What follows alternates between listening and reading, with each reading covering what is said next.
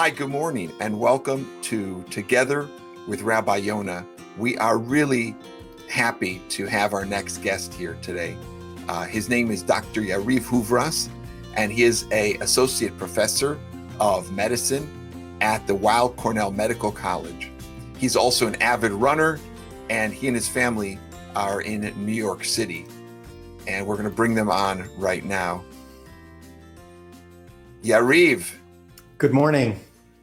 Good morning. Good morning, Rabbi. How are you? I am really good. Thank God. How are you doing?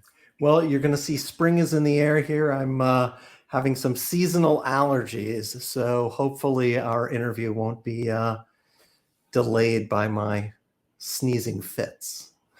Oh, don't worry. Don't worry. We're very understanding. Well, it's great. It's great to see you and participate in this and reach out to your audience. Thank you. About 2 years ago, I had the opportunity to visit your research lab, and it was an incredible experience for me. I'd never, see, there we go. I'd never seen anything quite like it. Thousands and thousands of fish tanks, all in the pursuit of cancer research. And I know that this has been your life's work. Today, because of everything that's going on, how do medical researchers and doctors like yourselves continue the search for answers? It's a great question. So, as you said, my lab uses zebrafish, the small freshwater fish, to study cancer, to try to identify new genes that cause cancer and identify new drugs. And we do this work at Weill Cornell Medical College, and we have colleagues all over the world that we collaborate with and learn from who do similar work. And our institution is basically closed now unless you're doing COVID-19 related research. And that's the case for most biomedical institutions in the United States. So it's really an unusual time for us. We have been in this situation now for about 7 weeks. So like many workplaces, we've adapted. We're doing a lot of meetings by Zoom. We're attending virtual lectures. We're continuing to collaborate with colleagues by email. Because our work is very collaborative and multidisciplinary, some of that can continue. Of course, what has stopped are the experiments. We're not able to go into the lab and do experiments. And so that is not great, but we are, doing the best that we can, analyzing old data. Who's feeding the fish? Okay, so most university medical centers do research on a variety of model organisms. Okay. Mouse, zebrafish, fruit fly, worm, and others. And our fish are cared for by a professional veterinary staff and professional animal care technicians. And the fish, as you saw in our facility, are hand-fed 2 or 3 times a day. And that has continued without any interruption and without any problem. So these are essential workers in the health crisis that are allowed to come into the medical center. Of course, we're very grateful for their efforts. And we're allowed to do some very, very limited breeding of the animals to kind of keep certain strains to allow them to continue to propagate. So that you'll be able to keep working with those fish when this is all done. I don't anticipate that my lab will experience any losses in terms of strains that are lost. We're slowed down, but we should be able to get right back up to speed as soon as we're allowed back in. Why the zebrafish? What do they do that enable us to study cancer? It's a great question. So zebrafish is a small freshwater fish. It's really the most boring fish in the pet store. And it's that little striped fish that's almost impossible to kill. And these fish are highly fecund. They mate weekly. A pair of zebrafish can make 300 embryos a week. And Quite prolific. quite prolific.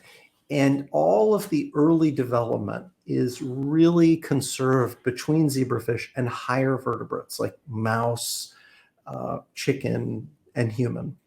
And so basically the first thing that happened in the 1970s was that people realized that you could watch early development happening in a petri dish, and you could study the developmental program for vertebrates using the fish. And this could be a complement to what you could learn in other organisms. Then as we got the genome, we have the entire genome, of course, of the human, but we also have it of the fish and other model organisms. We realized that not only is the developmental program conserved, but many of the genes, proteins, and pathways are conserved. And also the tissues are conserved.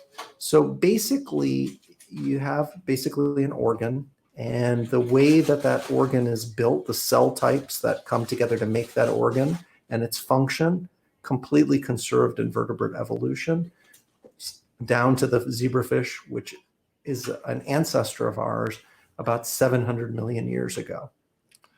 So it's really a kind of this remarkable perspective on what life is on this planet. So we have examples where the fish lacks a gene, and we can take the human gene and insert it into the fish's genome and correct that fish deficiency. And that proves that basically these genes have a similar function over 650, 700 million years of evolutionary distance. It's mind-blowing. So is it possible to take to actually cure cancer by studying how the fish get cancer? Is that the idea? It's a great question. What we're trying to do is build really faithful models of human cancer in the fish.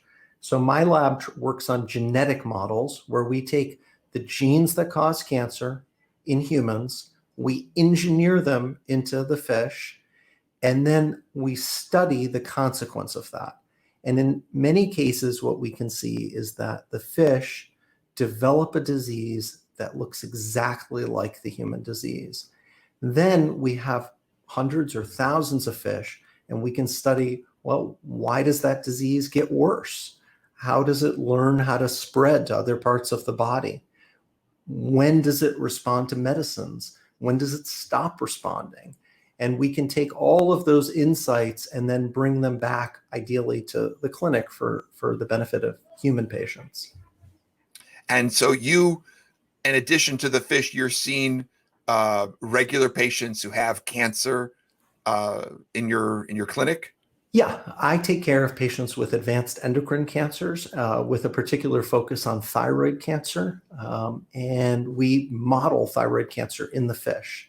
And so in certain cases that are really exciting, we have taken the genetics of patients from my clinic, and we've built zebrafish models of these individual patients. We call them avatars. And so these are fish avatars of humans. And then you can try different kinds of therapies on the avatar fish before trying them on the person itself. Correct. The person themselves. Correct. Or we can use the fish to predict what will happen to the human. So we treat the fish with the same medicine that the human gets, and we can see the fish becoming resistant, and then we can learn what those mechanisms of resistance are to inform decisions for treating patients. You've described a slowdown. So are we talking that basically every research lab now in the United States that's not working on COVID is also on this kind of pattern of reduced workflow, reduced efficacy? I think so. I mean, I think essential scientific activities in hospitals for caring for patients are continuing, but basic science research is moved into a different mode. I don't think it hasn't stopped, but we're working on analyzing older data sets, on manuscript preparation, on mentoring students, on collaboration. So, we love the work we do. We want to keep doing it, and we've had to adapt. I think one of the messages that I hope the non-scientific public gets is how important basic science is, how important it is to invest in basic science. If we're going to have, cures for coronavirus, these are going to come out of basic science research funded by the public and by industry. So extensive funding is needed to keep these labs going and to keep the research going. Absolutely. Right? I mean, we saw that a lot of the basic science research for SARS and for MERS has led to really important insights that are being used now for COVID-19. And those were also viral pathogens, which wreaked Correct. havoc in the world not so long ago. Correct. Well, I want to move the conversation. By the way, I could speak to you all day, and that's what I would love to do. I want to move it on to another topic that I know you're passionate about. Now, I want to share with our audience that you came out for my son's bar mitzvah in August. Yes. And I have known of your passion for running. First, you were into biking, and then you became this incredible runner. Incredible insofar as the passion and running marathons and doing it at the age of nearly 50 now. You ran the New York Marathon before you turned 50, right? Just Correct. before. Correct. And so tell me about running. Why is it just so awesome? You convinced me to start running. I would love, other people to understand the benefits of running and the unique benefits of running in the coronavirus age. Yeah, I think these are great points. I am a running evangelist. So I am willing to preach the gospel of distance running to anybody willing to listen. I think that humans we are made to run. We are built and designed to run. Really? Oh, yeah. So that's like from a medical perspective. Correct. Absolutely. This is what our bodies are made to do. And it is, I think, the most efficient, high yield, beneficial form of exercise. Now, I should say, as a physician, there are people who can't run. There are people with serious joint problems, with other medical illnesses, with cardiovascular disease. And of course, I'm not advising that people who have serious medical problems start hardcore running. But I think that it just has tremendous benefits. I think one of the things there's so many dimensions of my life that have become, I think, enriched by being a runner. The physical part of it is just one aspect. I think there's a huge mental aspect to this. And it's not just about mental toughness and being able to get to the finish line of a marathon. I think a lot of it actually has to do with forming good habits in life, eating better, sleeping better, changing your concept of, how you're going to be physically active. And I just think there are tremendous, tremendous benefits. One of the things that I have found since you became my running coach was that first is I used to run the wrong way. Yeah. I totally had to learn to run properly. Two, I totally underestimated my own physical abilities. I vastly underestimated it. And I remember when I went out for the first run after after I got my running shoes, I was like, yes, I did a mile. And I was so proud of myself. I was like, I couldn't believe a mile. And then Sunday morning, I'm speaking with Rachel and I say, honey, I'm going out. She says, what's your run like today? I said, well, I'm just, I have to do this 5K, part of this Strava thing I'm involved with. Oh, she's only 5K. And I thought to myself, yeah, only 5K. It's just over 3 miles. Just the thought, if you had told me in August that I would be going out for a morning jog or run for 3 miles, I would have said, you're completely nuts. There's no way I'm ever going to do that. And of course, now I'm able to run up to 10K. Yes. And I'm hoping to join you, please God, someday soon at a marathon. Yes. I mean, I think that this is part of the benefit, that there is this feedback loop. People improve physically, Right. and they can then feel themselves capable of doing things that not too long ago felt extremely difficult or maybe even impossible to them. And then the concept of who you are as, a runner starts to shift.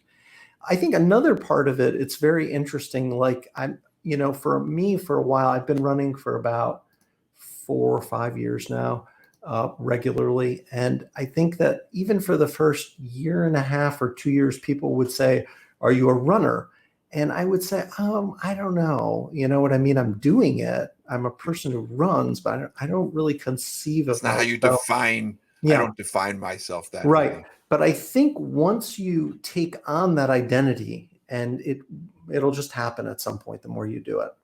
Okay. Once you take it on, actually, it's incredibly helpful, because it's that, it gives you kind of a concept of yourself that allows you to do some of these things that you thought you'd never do.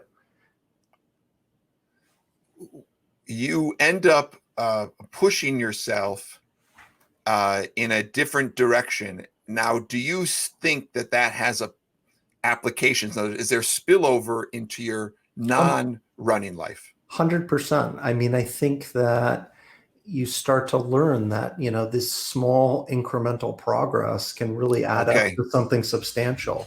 And Right. so if you want to see change in your life, in any dimension, diet, weight loss, stopping to smoke, becoming more professionally successful, I think through running, what you learn is how to organize the building blocks to make progress. Progress. I think it does. I think it absolutely does translate. It's interesting, in the COVID-19 epidemic here in New York City. Yeah, I wanted to get to that. I've written about this a little bit. I think one group of people faring the best with stay-at-home isolation and not being able to do regular work-related activities are runners. You can see it outside when you go for a run here. There are many people running, and they're happy. You can tell they're smiling, they're listening to music. There are many kinds of running activities that we're not having anymore for the past couple months. So there are no club running. There are no club runs, there are no group runs, there are no races. Right. And that's a total bummer, because many of us, use the races as a goal to achieve certain kinds of fitnesses. But it's still good. I signed up for 2 virtual runs, doctor. I signed up for the Strava one, which is just more like you're going to do 5K on May 1st, but there was no other benefit to it. And then I signed up for the Friendship Circle National Virtual Run, where that's actually fundraising, and I'll be raising money for the Friendship Circle, who work with special needs children and young adults. Amazing. I think I also think, like, I run with my wife. She's gotten into it. She's run half marathons, multiple half marathons now. Wow. She has a regular practice of running. And as a family, we run with the kids. We have 3 children, ages 11 through 14, and they all enjoy, to varying degrees, some recreational running. Occasionally we'll do a family run, or my wife or I will take one or sometimes 2 of them out on a run. And listen, it's easy. It doesn't cost very much or anything really if you have shoes. And, I think it's good for children to see their parents as physically engaged in the world. I think it's really, really helpful for them to see us as middle-aged adults doing something physical, not just in this intellectual world of zebrafish and genes and medicine. Or in my case, rabbinics? Well, that's another interesting subject, and that's one of the reasons, I'm so motivated to work with you, beyond the personal stuff is, this question of fitness in the Orthodox community. And, I think there are not that many rabbis that run. There aren't that many, and there's a growing movement of rabbis who are running, and there's an organization that had been bringing rabbis to run in the Jerusalem Marathon. Yeah. And but of course that this year didn't happen. We'll see what happens in the future. The idea being that if the rabbi is concerned about physical fitness and being in good health, that will trickle down, hopefully, and inspire the congregations. And we'll see. We'll see. I don't know if there's any research going on. I think I'm playing catch up. I think there are people in my shul who, when they hear I run, they're excited that there's another thing they can talk to me about because they've been running for years, Yep. And the other thing I'll add about is that there is definitely a spiritual dimension to running, which I didn't get in any of the kind of organized team sports. And there was such an emphasis on team sports when growing up. But I kind of wish that I had done cross country or something in the running field. I think I would have been much happier. Can't go back and redo our high school experience, but I really see the benefit of a child learning that they can push themselves in a healthy way and achieve something on a personal level, also on a group level, but on a personal level. You don't feel that when you're playing soccer, you're running back and forth all day, and then you lose, at least you might lose the race, but hopefully you complete the race, and that specific feeling of completing the mission and the assignment in running, you don't get with the group sports. Yeah, I think that's spot on. I mean, I think that's really insightful. I think, I've learned a lot from people who've been running a lot longer than I have, and having some of these sort of mentor relationships with people who are really experienced. And, so I think for people thinking about starting to get into running, that identifying some running clubs or a coach. Right. Really so we just have another minute here. There are no running clubs right now. There are no running coach. No running. You're not allowed to run, really with other people in the same way.